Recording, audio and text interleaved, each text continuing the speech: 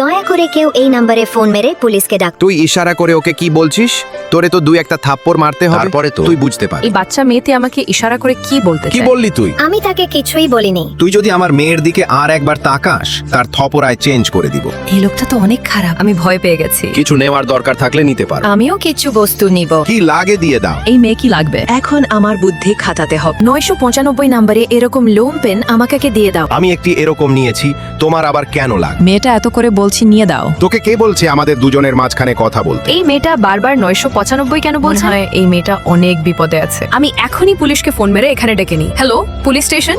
2 নম্বর shopping মলে একটা বাচ্চা মেয়ে হেল্প করছে। তাড়াতাড়ি আমাদের বিল দিয়ে দাও, অনেক কাজ আছে।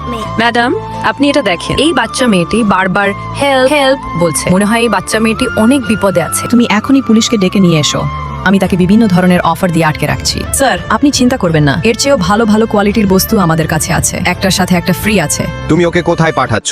এদিকে বসতে বল। স্যার, আপনি টেনশন করবেন না, আমার সাথে এই আসুন। মেয়েটা কোথাও যাবে না। বন্ধুরা, ইংলিশ ভিডিও ভুল করে আপলোড হয়ে গেছে, কিছু মনে করবেন না। এই নিউ পয়সা আমার কিছু আর লাগবে না। দাঁড়ান, তাড়াতাড়ি কেন করছেন? পুলিশকে আসতে দিন। বাপরে, পুলিশ কিভাবে এলো? পুলিশকে আমি তো ডেকেছি বন্ধুরা। ভিডিওটা ভালো লাগলে লাইক করে দিও।